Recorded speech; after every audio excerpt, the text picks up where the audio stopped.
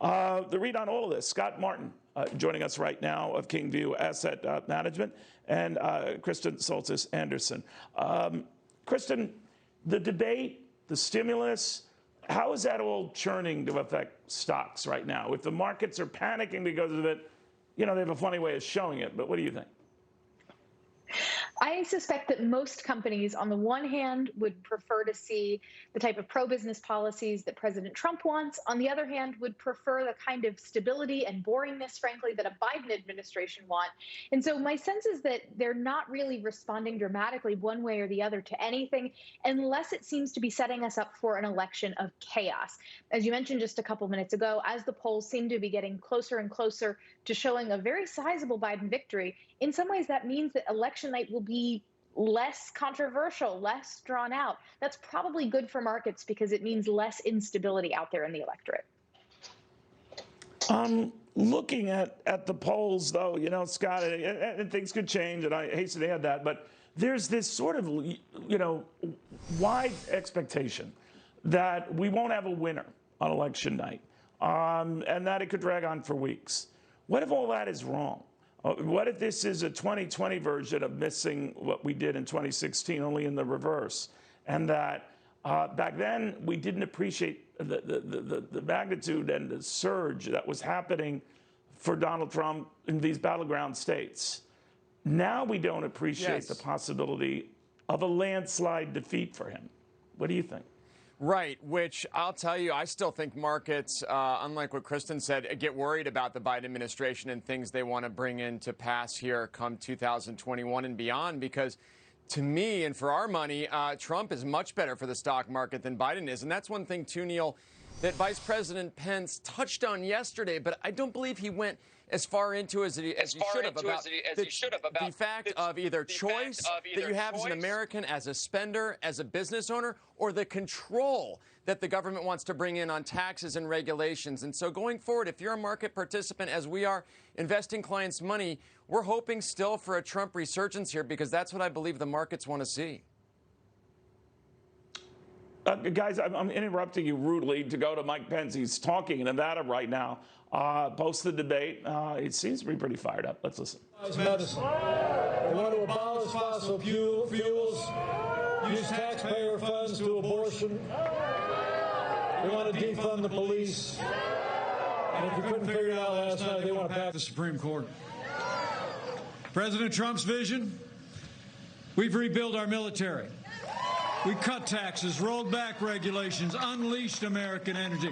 We secured our border, stood with law enforcement and for life and liberties of every American.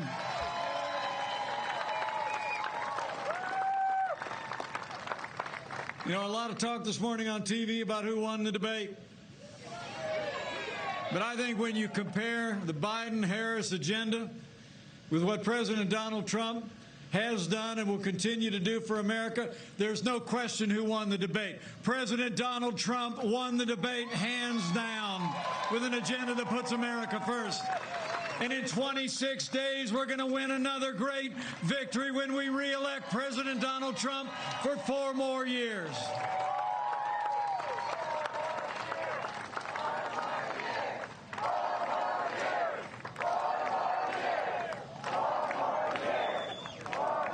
And speaking of winners, it's great to be here with a couple of real winners. A successful entrepreneur, a pioneer in technology, a principled conservative who's represented the Silver State in the Nevada Assembly, and the next congressman from Nevada's 4th Congressional District. Join me in thanking Jim Marshan for his strong and principled campaign.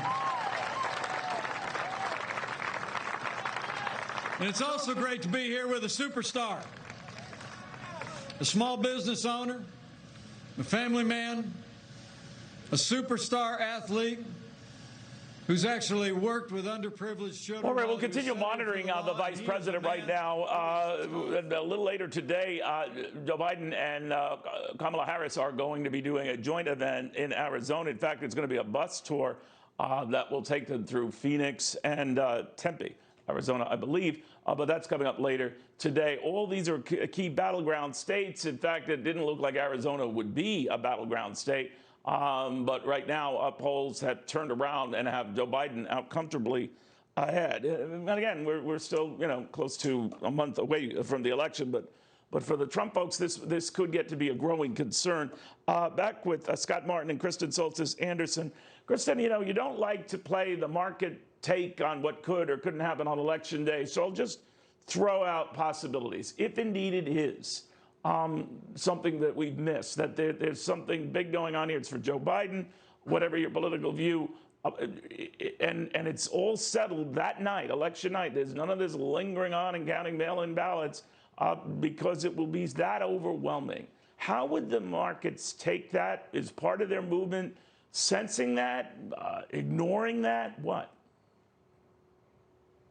Sense is that as the polls have shown more and more of a lead for Biden, again, this has been a very stable race for months and months and months, and yet in the last week or so, there does seem to have been a lot of momentum for Biden. We now have had a number of national polls, credible ones, including Fox's own polling, showing Biden with a double-digit national lead, and yet, contrary to what Scott just said, the market doesn't seem to be reacting very negatively to that. Over the last couple of weeks, we've not seen any big dip. In the last week, we've not seen some huge dip on the news that Joe Biden seems more likely to be poised to be president.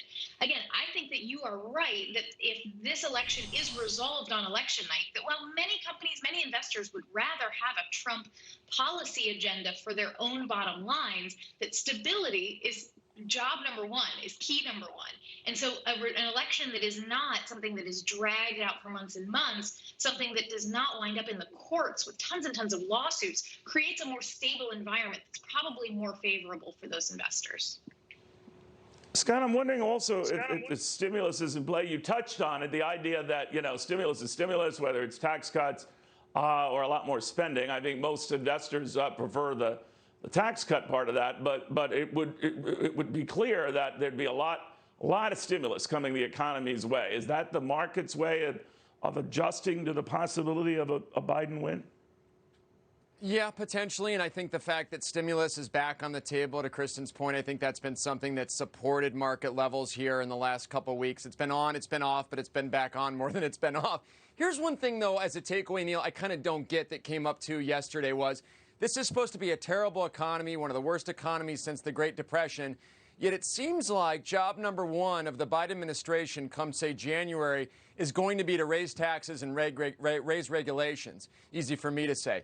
If that's the case and we're in a terrible economy, why does raising taxes and raising regulations make any sense to help us recover? So either we have a really good economy that can take that, or that's a really terrible idea that they're proposing, and I think it's the latter.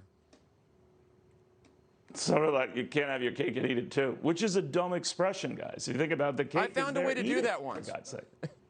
All right, there you go. I want to thank you both very, very much. And just don't know, Mug's game was just.